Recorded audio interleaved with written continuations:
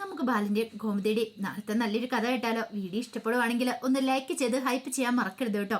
അങ്ങനെ നമ്മൾ കാണുന്ന ഒടുവില് ഭയങ്കര സന്തോഷത്തോടു കൂടിയിട്ടാണ് ധർമ്മൻ മുറിയിലേക്ക് ചെല്ലുന്നത്. അപ്പൊ ധർമ്മന്റെ കയ്യില് ഒരു ഗിഫ്റ്റ് പാക്കറ്റ് ഒക്കെ ഉണ്ടായിരുന്നു. അത് സുകന്യക്ക് വേണ്ടിയിട്ടുള്ളതായിരുന്നു. അന്ന് ധർമ്മം കുറച്ച് നേരത്തെ കടയിൽ നിന്ന് ഇറങ്ങിയിട്ടുണ്ടായിരുന്നു. അപ്പൊ സുകന്യ പറഞ്ഞായിരുന്നു തനിക്ക് ഒരു വില കൂടിയ വാച്ച് ഗിഫ്റ്റ് ആയിട്ട് വേണം. അങ്ങനെ പറഞ്ഞു കഴിഞ്ഞപ്പോ പിന്നെ ധർമ്മൻ അത് അനുസരിക്കാതിരിക്കാൻ പറ്റിയില്ല. അങ്ങനെ ഒടുവില് ഗിഫ്റ്റ് ഒക്കെ വാങ്ങിച്ചോണ്ട് ധർമ്മം മുറിയിലേക്ക് ചെന്നു.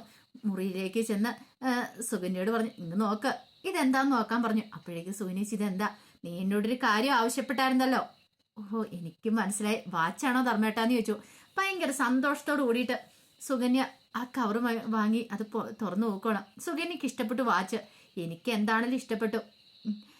എൻ്റെ ഫ്രണ്ടിന്റെ കല്യാണത്തിന് ഈ വാച്ചൊക്കെ കെട്ടി ഞാൻ അടിപൊളിയായിട്ടൊരു പോക്ക് പോകുമെന്ന് പറഞ്ഞു.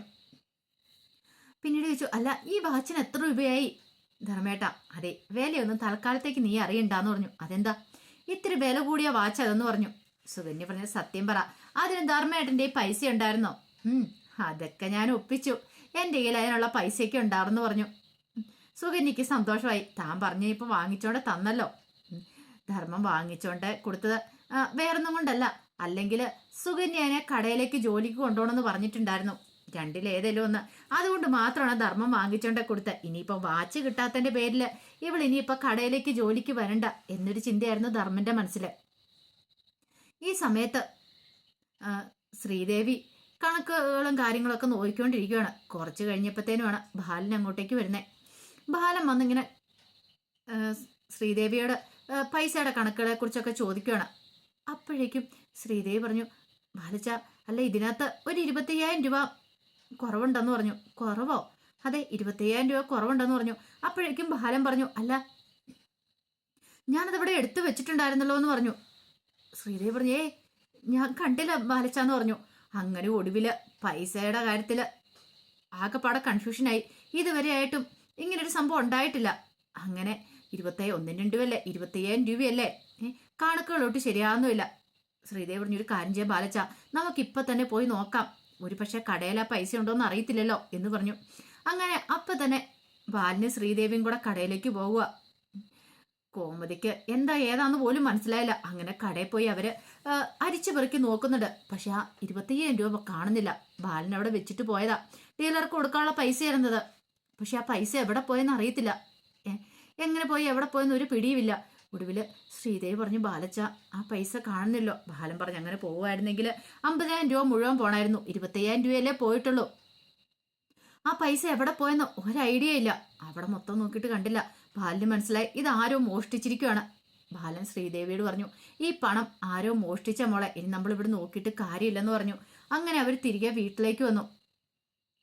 വീട്ടിലേക്ക് വന്നതിന് ശേഷം ബാലൻ ആ കാര്യം എല്ലാവരോടും പറയുന്നേ, പൈസ മോഷണം പോയതിനെ കുറിച്ചെല്ലാം പറയുവാണ്. അപ്പോഴേക്കും ആനും ആകാശും ആനന്ദം എല്ലാവരും വന്നിട്ടുണ്ടായിരുന്നു. അങ്ങനെ എല്ലാവരെയും കൂടെ വിളിച്ച് ബാലൻ ആ കാര്യത്തെക്കുറിച്ച് പറയാം. ആദ്യമായിട്ട് ആ കടയിൽ ഒരു മോഷണം നടക്കണേ. ഇതിനു മുമ്പ് ഇങ്ങനെ ഒരു മോഷണവും കാര്യങ്ങളൊന്നും ഉണ്ടായിട്ടില്ല എന്ന് പറഞ്ഞു.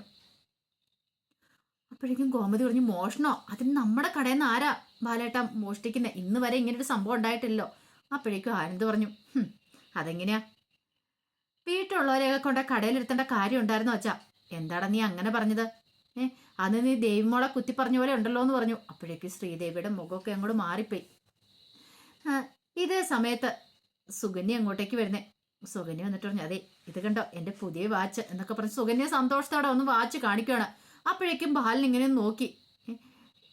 ഈ സമയത്ത് ബാലൻ ചോദിച്ചു, അല്ല ധർമ്മ, നീയാണോ അത് വാങ്ങിച്ചു കൊടുത്തതെന്ന് ചോദിച്ചു. അതെ അതെ ബാലേട്ട, ഞാനാ വാങ്ങിച്ചു കൊടുത്തതെന്ന് പറഞ്ഞു. അല്ല ഈ വാച്ചിന് എത്ര രൂപയായെന്ന് ചോദിച്ചു. അപ്പോഴേക്കും ബാലിന് ഒരു നിമിഷം ഒന്ന് അമ്പരന്ന് നോക്കുവാണ് ധർമ്മന്. അല്ല നിനക്ക് ഈ വാച്ച് മേടിക്കാനുള്ള പൈസ എവിടെ നിന്ന് കിട്ടി? ഇത് കണ്ടാൽ തന്നെ അറിയാം നല്ല വില കൂടിയ വാച്ചാണ്. അപ്പം ബാലൻ കടയിലേക്ക് വന്ന സമയത്ത് ഓട്ടോക്കൂലി എടുക്കുന്നുണ്ടായിരുന്നു ധർമ്മന് ഡ്രോയ്ക്കകത്തുനിന്ന്. അപ്പോൾ ബാലൻ അത് കാണുകയും ചെയ്താണ്. ചോദിച്ചു കഴിഞ്ഞപ്പോൾ ഓട്ടോക്കൂലി അന്ന് ധർമ്മൻ പറയുകയും ചെയ്തിട്ടുണ്ടായിരുന്നു. ഒരു സ്ഥലം വരെ പോകണമെന്ന് പറയുകയും ചെയ്തു. അപ്പോഴേക്കും ബാലന്റെ ഈ ചോദ്യം കേട്ടിഞ്ഞപ്പോൾ ധർമ്മൻ ചോദിച്ചു, അതെന്താളിയാ അങ്ങനെ ചോദിച്ചേ? അല്ല നിനക്ക് ഓട്ടോറിക്ഷ കൂലി പോലും ഇല്ലെന്ന് നീ പറഞ്ഞായിരുന്നല്ലോ. അപ്പൊ പിന്നെ ഈ വാച്ച് മേടിക്കാനുള്ള പൈസ നിനക്ക് എവിടുന്ന് കിട്ടിയെന്ന് ചോദിച്ചു. ധർമ്മന് ഭയങ്കര ബുദ്ധിമുട്ടായിപ്പോയി. ധർമ്മ ചോദിച്ചു, എന്താ അളിയാ? അളിയൻ എന്നെ സംശയമുണ്ടോ? ആ പൈസ ഞാനാണോ മോഷ്ടിച്ചതെന്ന്? അതല്ലടാ, അളിയൻ വിഷമിക്കൊന്നും വേണ്ട, അതെന്റെ കയ്യിലിരുന്ന പൈസയാണ്.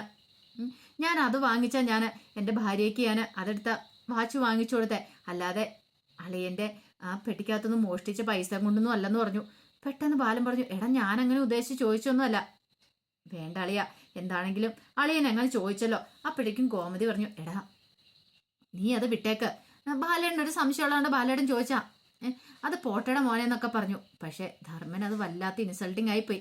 ഇന്ന് വരെ ഇത്രയും കാലത്തിനിടയ്ക്ക് ഇതുപോലൊരു സംഭവം ഉണ്ടായിട്ടില്ല, ആദ്യമായിട്ടാണ്. ധർമ്മൻ വിഷമിച്ച് മുറിയിലേക്ക് അങ്ങോട്ട് പോയി. അപ്പോഴേക്കും ഗോമതി പറഞ്ഞു, ബാലേട്ടൻ എന്ത് പരിപാടിയെ കാണിച്ചേ? ബാലേട്ടൻ എന്തിനാ അവനോട് അങ്ങനെ ചോദിച്ചെന്ന് ചോദിച്ചു. അല്ല ഗോമതി, അവനത് വാങ്ങാനുള്ള പൈസ. ശരിക്കും പറഞ്ഞാൽ അവന്റെ മനസ്സിന് ഭയങ്കര വിഷമായി. അവൻ അങ്ങനെയൊന്നും ചിന്തിച്ചിട്ടുണ്ടായിരിക്കില്ല. പാവം നല്ല സങ്കടത്തോട് കൂടിയിട്ട് ആ മുറിയിലേക്ക് പോയെന്ന് പറഞ്ഞു. അപ്പോഴേക്കും ആനന്ദ ശ്രീദേവി ഇങ്ങനെ നോക്കുവാണ്. ഇവളായിരിക്കും എല്ലാത്തിനും പിന്നില്, ഇവളായിരിക്കും ആ പണം അടിച്ചു മാറ്റിയെന്നുള്ള രീതിയിൽ ഒരു നോട്ടം നോക്കുവാണ്. ഈ സമയത്ത് ബാലൻ പറഞ്ഞു, എന്നാലും അത് ആരായിരിക്കും? അപ്പോഴേക്കും മീനാക്ഷി പറഞ്ഞു, ഒരു CCTV കടയിൽ വെക്കുവാണെങ്കിൽ ഈ പ്രശ്നങ്ങൾ വല്ലതും ഉണ്ടാവുക വെച്ചാ അത്യാവശ്യമായിട്ടുള്ള കാര്യമാണ്. ഇങ്ങനെയുള്ള മോഷണങ്ങളൊക്കെ നടന്നിട്ടുണ്ടെങ്കിൽ CCTV ഉണ്ടായിരുന്നെങ്കിൽ അത് ആരാ എന്താന്നൊക്കെ കണ്ടുപിടിക്കാൻ പറ്റിയെന്ന് പറഞ്ഞു. അല്ല, ഇനിയിപ്പോൾ കടയിൽ വന്ന ആൾക്കാർ ആരെങ്കിലും എടുത്തോണ്ട് പോയതായിരിക്കുമോ?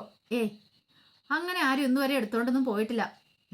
മോഷണം നടന്നിട്ടുണ്ടെങ്കിൽ അത് കടയ്ക്കുള്ളിലുള്ളവർ തന്നെയായിരിക്കും, അല്ലാതെ പുറത്തുനിന്ന് ആരും ഒന്നും അങ്ങനെയൊന്നും മോഷ്ടിക്കാനായിട്ട് ആരും മുതിരില്ല എന്ന് പറഞ്ഞു.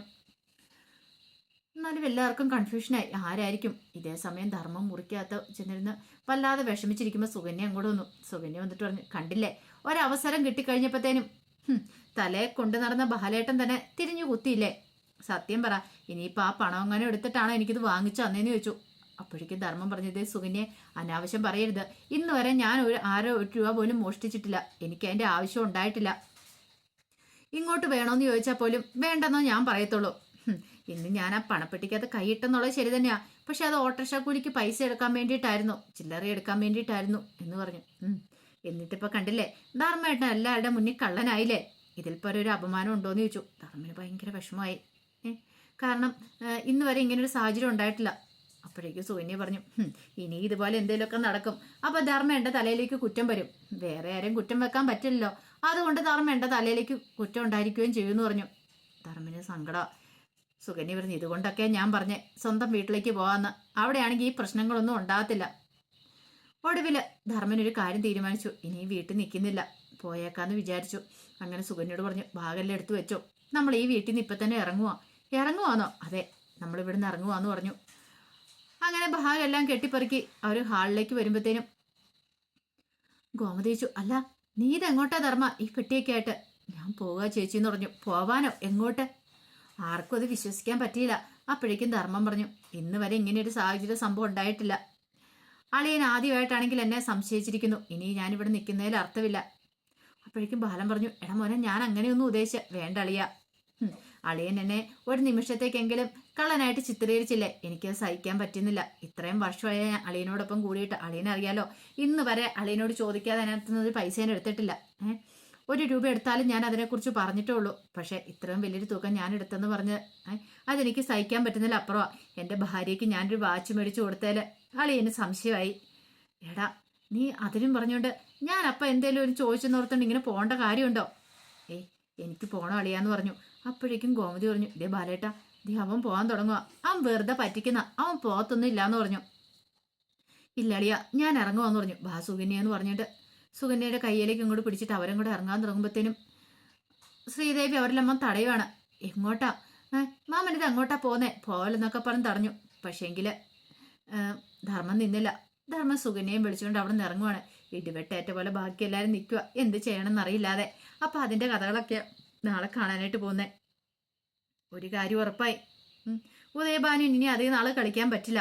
ശ്രീദേവിയുടെ മേലെ എന്താണെങ്കിലും ആനന്ദ് കുറ്റം ചാർത്തുക തന്നെ ചെയ്യും.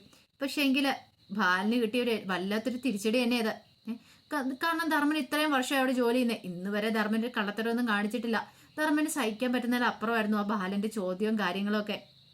ബാലിനും അത് പ്രതീക്ഷിച്ചിട്ടില്ലായിരുന്നു. അപ്പോൾ അതിൻ്റെ കഥകളൊക്കെയാണ് നാളെ കാണാൻ പോകുന്നത്. ആ വിശേഷങ്ങൾക്കായി നമുക്ക് എല്ലാവർക്കും കാത്തിരിക്കാട്ടോ. ഒരിക്കൽ കൂടി എല്ലാവർക്കും ശുഭരാത്രി നേർന്നുകൊണ്ട് നിർത്തുന്നു.